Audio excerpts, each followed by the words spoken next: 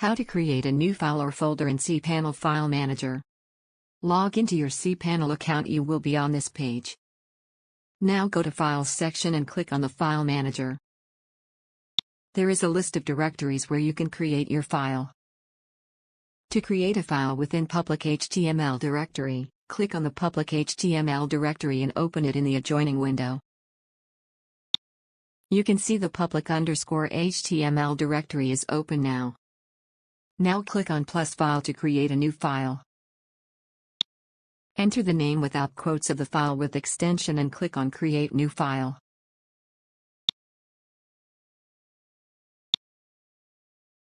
Here is the created file within public HTML. Similarly, you can create a folder by clicking on +Folder.